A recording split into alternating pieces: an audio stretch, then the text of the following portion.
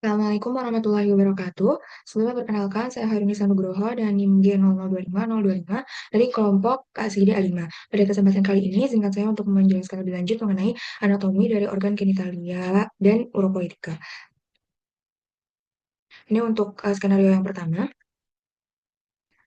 Selanjutnya, kita langsung masuk aja ke anatomi dari organ genitalia maskulina di bagian eksternal, yaitu penis. Untuk penis sendiri itu dibagi menjadi dua parts, yaitu pars fixa dan libera. Untuk pars fixa dibagi menjadi crus atau akar penis dan bulbus.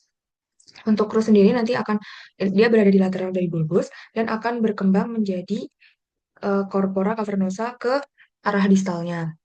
Selanjutnya kalau bulbus penis, dia ini berada di tengah di medial dari uh, corpora cavernosa dan ke bagian distalnya itu akan uh, berkembang menjadi corpus spongiosum dan di ujungnya akan melebar membentuk glans penis. Selanjutnya untuk pars libera terdapat dua, yaitu si corpus spongiosum dan corpora cavernosa. Untuk corpus spongiosum sendiri itu berada di bagian ventral dan dilewati oleh uretra pars spongiosa.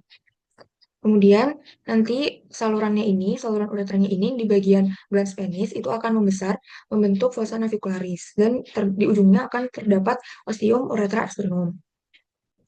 Selanjutnya, di antara si corpus spongiosum dan glans penis ini nanti akan ada batas yang membentuk seperti cekungan, itu namanya sulcus corona glandis.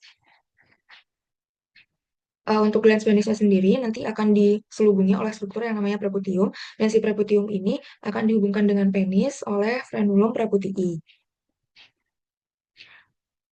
Selanjutnya,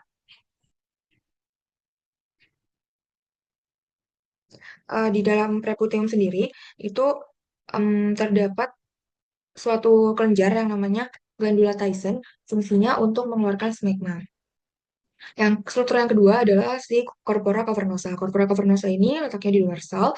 Dia terdapat dua struktur, jadi dexter et sinister, yang nanti akan diselubungi oleh tunica albuginiana. Tunica albuginianya ini tuh ada dua lapisan, ada yang superficial yang membungkus keduanya, dan profunda yang membungkus masing-masing dari corpus cavernosa ini. Dia itu berisi jaringan-jaringan erektil gitu.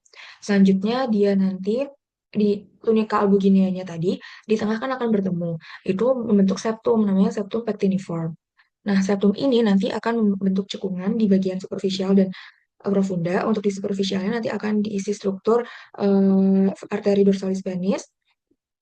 Kemudian ada vena dorsalis penis yang profunda. Selanjutnya nanti akan dilapisi oleh fascia bak terlebih dahulu, baru nanti akan ada vena dorsalis penis yang superficialis, baru dilapisi oleh fascia dartos, kemudian kulit. Kalau di bagian profundanya itu diisi oleh corpus spongiosum.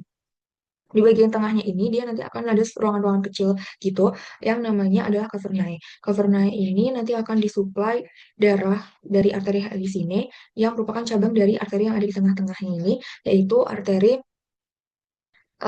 cavernosa atau profunda penis.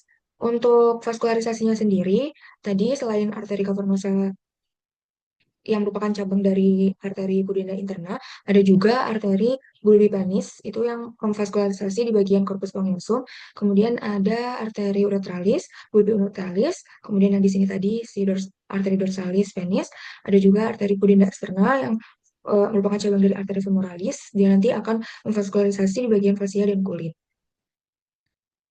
Oke, selanjutnya untuk drainase limfenya dia dilatih oleh nodi limfatiki inguinalis superficialis itu untuk yang bagian atas dari penis, sedangkan di bagian profundanya itu akan dilatih oleh nodi limfatiki iliaca interni.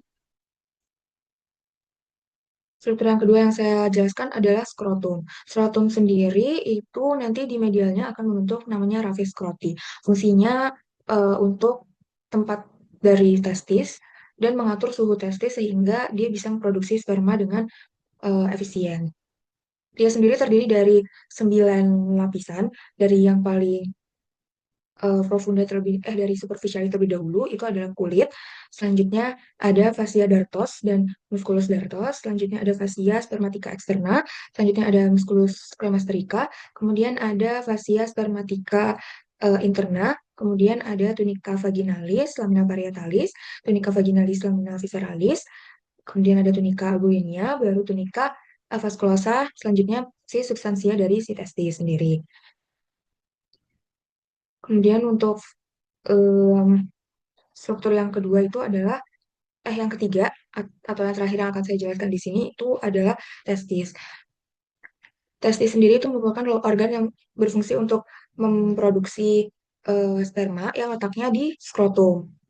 Dia terdiri dari sepasang, jadi ada dua bagian gitu. Kemudian terdiri dari tiga lapisan. Yang pertama ada em, tunica vaginalis, lamina parietalis, dan visceralis. Untuk yang lamina parietalis itu tuh yang melekat, yang menghadap ke facies internum dari skrotum. Sedangkan yang visceralis itu yang menempel langsung ke struktur testis. Kemudian di antara dua lamina ini akan ada suatu rongga yang namanya cavum vaginalis testis. Yang kedua ada tunica albuginea. Tunica albugineanya ini tuh nanti akan membentuk septum atau trabecula, di mana dia akan masuk ke struktur testis ini membentuk lobulus. Nah, di dalam lobulus ini itu nanti akan ada tubulus contortus seminiferus yang di dalamnya ada sel Sertoli untuk penyokong dan spermatogenik untuk menghasilkan sperma. Di antara tubulus tubulus contortus seminiferus tadi itu ada nama struktur juga di interstisialnya namanya sel interstisial Leydig, fungsinya untuk menghasilkan testosteron. Dan yang terakhir itu ada tunica vasculosa yang isinya itu pembuluh darah. Untuk vaskularisasi dari testisnya sendiri itu ada arterinya testicularis, cabang dari aorta abdominalis, kemudian ada arteri ductus deferentis, kemudian ada juga arteri cremasterica. Untuk venanya itu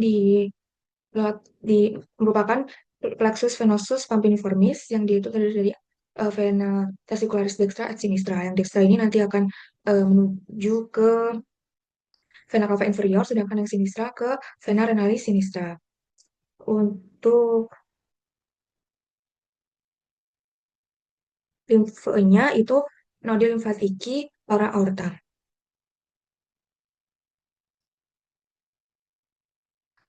Oh iya tadi si testis sendiri itu pada awalnya saat masih bayi dia masih berada di kavum abdomen berdampingan dengan ren. Tapi kemudian dia itu nanti difiksasi oleh gubernaculum testiculorum. Nah, nanti saat udah di bulan ke-8 atau 7 dia akan mulai turun melalui kanalis inguinalis ke skrotum. Kenapa harus turun? Karena di kavum abdomen ini dia tuh suhunya terlalu eh, terlalu hangat, sedangkan si testis ini bisa bekerja dengan maksimal itu di suhu lebih rendah 3 derajat dari suhu abdomen. Selanjutnya, untuk inervasinya di testis sendiri itu ada nervus genitofemoralis dan juga ada plexus testicularis. Selanjutnya ada perjalanan sperma, itu dia dimulai dari tubulus contortus seminiferus di sini.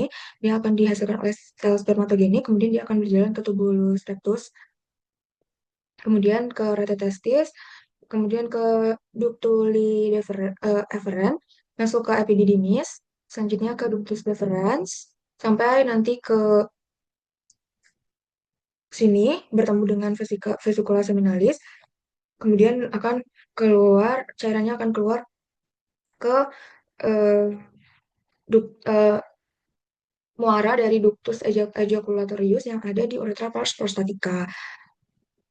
Kemudian dia nanti akan menuju ke uretra pars spongiosum, kemudian uretra sebelumnya setelah prostatika ke pars membranacea dulu, kemudian ke pars spongiosum, baru dia keluar melalui ostium uretra externum. Nah, kemudian kalau dari skenario tadi, ada 3 kasus penyakit atau klinis yang berhubungan dengan organ genitalia maskulina ini. Yang pertama tadi ada torsio testis atau terpelintirnya testis. Jadi di sini tuh testisnya itu akan berbentuk seperti ini. Yang normalnya itu dia lurus seperti ini, dia menjadi terpelintir seperti ini, jadi menimbulkan rasa sakit yang luar biasa. Kemudian ada pembesaran suatu struktur gitu di sini, seperti ini, itu merupakan varikokel atau pembesaran dari vena yang berada di area skrotum dan testis ini. Yang terakhir ada pembesaran prostat yang menyebabkan susah BAK, itu biasanya disebut dengan BPH atau benign prostate hyperplasia. Itu dia nanti jadi seperti ini, di mana dia nanti membesarnya itu menyebabkan uretranya ini terhimpit sehingga susah BAK dan si urinnya akan tetap tidak bisa melewati uretra. Untuk menyelesaikan masalah ini tuh biasanya dilakukan prosedur yang namanya transurethral resection of prostate.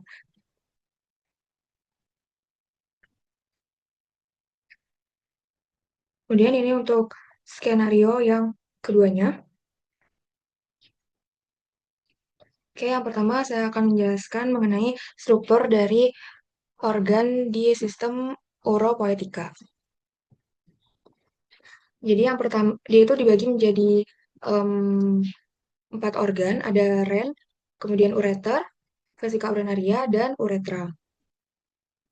Untuk yang ren sendiri, itu tuh nanti dia fungsinya untuk, ada beberapa fungsi.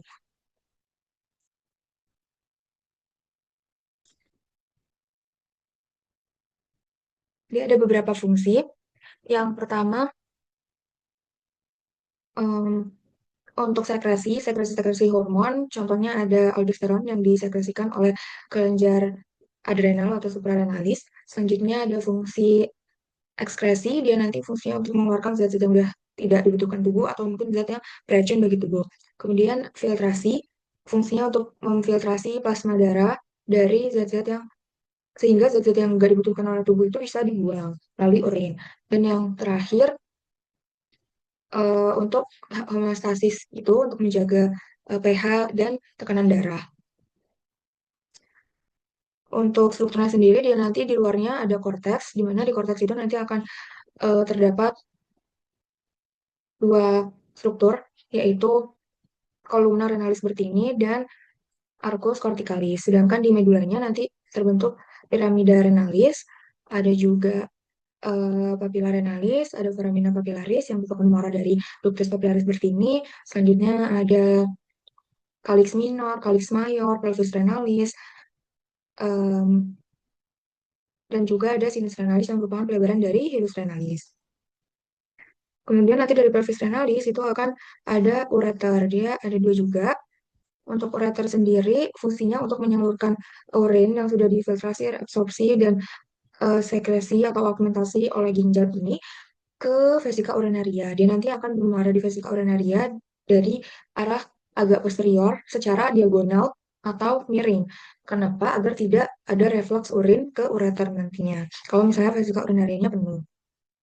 Untuk ureter sendiri nanti dia ada 3 penyempitan, ada di bagian ureteropelvic junction di sini, kemudian ada di bifocardio arteri iliaca interna atau ini itu penyilangan dari si arteri iliaca interna sama sebelum masuk vesika urinaria.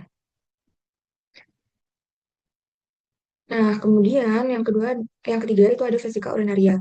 Vesika urinaria sendiri itu dia terdapat apex, terus ada facies inferolateral, facies superior, terus facies posterior, dan si kolom atau leher. Untuk di apexnya sendiri itu nanti dia akan dihubungkan dengan umbilikus melalui ligamentum umbilikal medial. Kemudian di kolomnya itu nanti dia akan difiksasi oleh ligamentum, kalau di cewek namanya ligamentum pulbovesikal, kalau di laki-laki pulboprostaticus. Di bagian internalnya dia nanti ada namanya trigonum leotadi, yang di superiornya itu nanti ada ostium uretra internum, kemudian dihubungkan dengan namanya plica interureterica, kemudian di bawahnya ada di inferior ada ostium uret eh maksudnya tadi yang di atas ini ostium ureterica, eh mohon maaf, untuk yang di atas ini namanya ostium ureteris, sedangkan yang di sini ostium uretra internum. Nah, ini. Kemudian nanti dia dihubungkannya oleh plica interureterica tadi sudah benar, dan di bagian ostium uretra internum ini ada penunggian yang namanya uvula vesicae. Selanjutnya nanti ada uretra. Kalau uretra ini sebenarnya di laki-laki dan perempuan itu Oh, untuk fungsinya sendiri, untuk vesika urinaria itu untuk menampung urin. Untuk kapasitasnya itu ada perbedaan referensi, mungkin di sekitar 300 mili sampai 500 mili. Kemudian lanjut ke uretra, untuk yang perempuan itu dia uretranya sangat pendek dan sering menyebabkan lebih mudah terkena infeksi daripada yang laki-laki karena dia masuk dari lubang itu langsung ke organ-organ penting. Sedangkan kalau di laki-laki itu lebih panjang. Dan yang lebih kompleks itu yang laki-laki. Saya ingin menjelaskan sedikit untuk yang laki-laki. Jadi dia dibagi menjadi empat. Ada pars preprostatika. Ini nanti dikelilingi oleh musculus sphincter uretra internum. Kemudian masuk ke pars prostatica.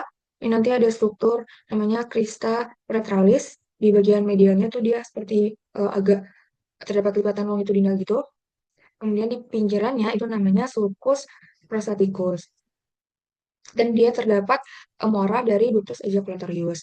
Selanjutnya nanti em, dia akan masuk, oh selanjutnya ada juga struktur di bagian krista tadi, ada pelebaran namanya colliculus seminalis, di dalamnya ada utriculus prostaticus yang dia itu homolog dengan uterus kalau di perempuan. Dia seperti lubang tertutup gitu kalau di laki-laki. Selanjutnya ada muara dari ductus ejaculatorius. Tadi, mohon maaf untuk yang di sulcus, sulcus prostaticus tadi itu muaranya dari ductus prostaticus ya, bukan ductus ejaculatorius. Selanjutnya masuk ke uretra pars membranacea, itu dia paling pendek dan dikelilingi oleh musculus sphincter uretra externum. Dia paling mudah ruptur karena paling pendek dan terletak di kayak belokan gitu. Dia melewati membran perineum Spasium perineum profundo. Selanjutnya yang paling panjang ada uretra pars spongiosa. Oh iya, tadi di pars membranacea ini tuh ada glandula bulbourethralis. Nah, di pars spongiosa ini merupakan muara dari si glandula bulbourethralis dan glandula litrae.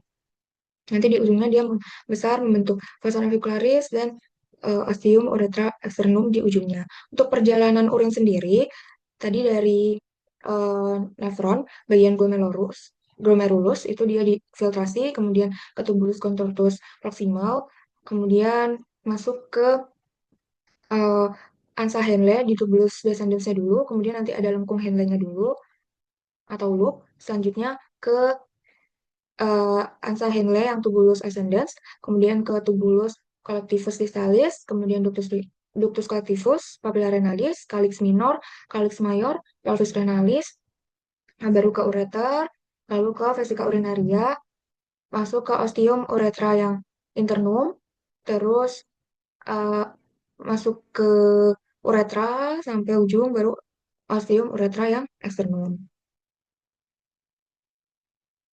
Selanjutnya ini untuk yang ke terakhir, skenario terakhir. Jadi untuk diafragma pelvis sendiri, itu dia em, terdapat beberapa struktur. Yang pertama ada musculus levator ani. Di ini. Nah, musculus levator ani itu sangat kayak terbentang gitu.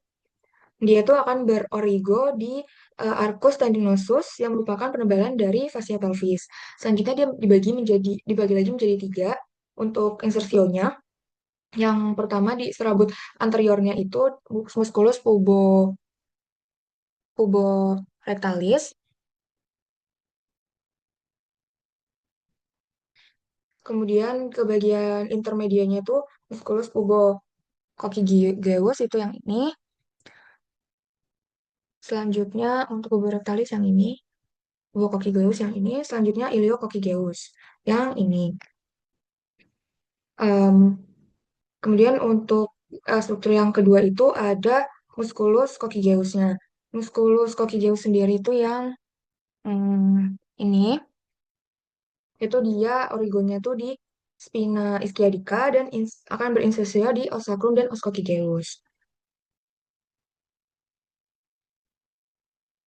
Selanjutnya di pelvis ini tuh ada mm, struktur yang namanya membran perineum. Membran perineum itu merupakan fascia tebal yang ini, yang dia itu bentuk seperti segitiga yang melekat pada arcus pubicus. Dia itu arahnya tuh nanti dari anterior, maksudnya bergeraknya tuh ke arah anterior. kemudian akan membentuk suatu ruangan yang namanya si ini, Spatium Perinei Profundum. Di dalamnya itu nanti akan ada muskulus-muskulus.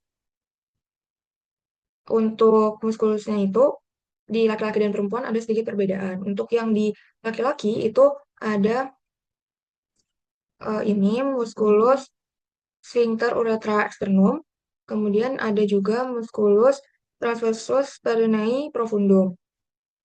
Sedangkan yang di perempuan itu terdapat dua struktur ini juga, cuma ketambahan muskulus uretrovaginalis yang ini dan muskulus yang ini maksudnya. Selanjutnya muskulus kompresor yang ini, kompresor uretra.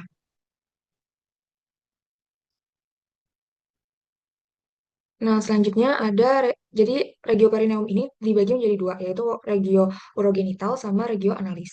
Yang pertama saya akan menjelaskan untuk regio urogenital ini sendiri dulu. Jadi untuk pria dan wanita itu juga ada perbedaan sedikit di bagian em, spatium perineum profundum. Jadi untuk untuk lapisannya,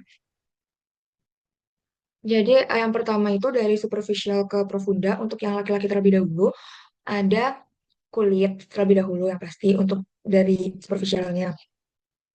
Kemudian, kemudian,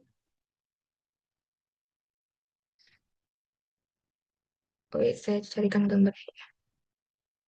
Nah, kemudian ada fascia perineum yang superficialis atau coles, fascia perineum yang profunda atau galauda. Selanjutnya ada spatium perineum yang superficialis. Nah, ini itu di dalamnya terdapat musculus transversus perineum yang superficialis, musculus ischiocavernosus, dan bulbocavernosus. Selanjutnya ada fascia diafragma urogenital inferior atau membran perineum. Selanjutnya ada spatium perineum profunda. Ini nanti ada perbedaan di laki-laki dan perempuan, yaitu isinya musculus transversus perineum profunda kalau di laki-laki ya, terus musculus sphincter urethra externum dan glandula bulboretralis coveri. Kemudian yang paling profunda itu ada fascia diafragma urogenital superior. Kalau yang di perempuan eh, kurang lebih sama untuk itunya apa namanya urutannya, cuma untuk di spatium perineum profundanya itu untuk isinya sendiri adalah musculus transversus perineum profunda, musculus sphincter urethra externum, musculus sphincter uretrovaginalis, dan musculus kompresor uretra. Oke, jadi ini untuk em, tadi yang seperti saya bilang kan dibagi jadi dua, ada regio urogenitalis sama regio analis. Untuk di regio analis ini sendiri itu terdapat di antara regio analis dan diafragma pelvis itu ada struktur yang namanya fossa ischio-analis.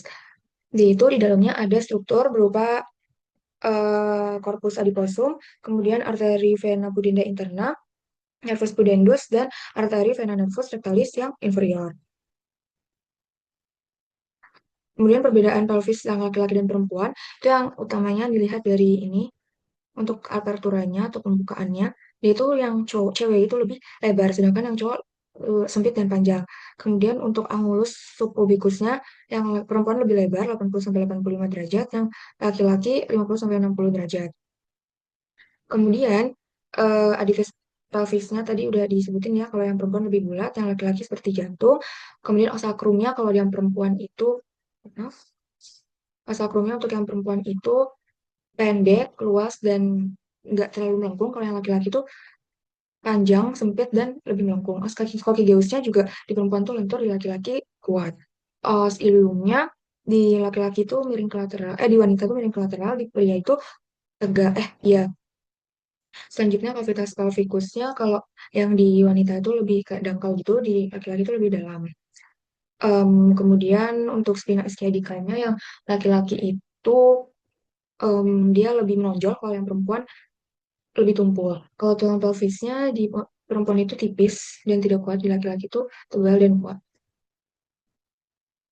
Kemudian ada bidang Hodge, itu dibagi menjadi empat. Yang pertama itu tinggi aditus pelvis. Yang kedua di bagian bawah simfisis pubis. Yang ketiga itu sejajar sama dua Hodge yang atasnya dan sejajarnya dengan dan ditariknya setinggi spina ischiadica. Yang keempat, sejajar dengan tiga host di atasnya, ditariknya setinggi os kaki Zeus. Kemudian episiotomi ini itu merupakan tindakan yang dilakukan saat partus, terutama partus ke fase 4, di mana dia itu merupakan pemotongan di bagian sini. Itu ada dua jenis, bisa di medialis atau mediolateral. Fungsinya apa? Agar nanti saat melahirkan itu, karena dia itu berkemungkinan akan eh, menyebabkan ruptur di bagian sini, maka lebih baik itu dipotong terlebih dahulu agar tidak ada kerupturan di muskulus sphincter ani yang ada di sini. Karena kalau misalnya muskulus sphincter aninya sudah terpotong, maka nanti tidak ada, maksudnya ruptur karena melahirkan dan terlalu terdorong, dia tidak ada lagi yang bisa menahan di bagian anusnya. Makanya lebih baik dilakukan si episiotomi ini. Jadi untuk kalau yang media lateral itu dilakukan sayatannya itu di 45 dimulai 45 derajat dari midline. Oke, sekian penjelasan dari saya. Terima kasih. Wassalamualaikum warahmatullahi wabarakatuh.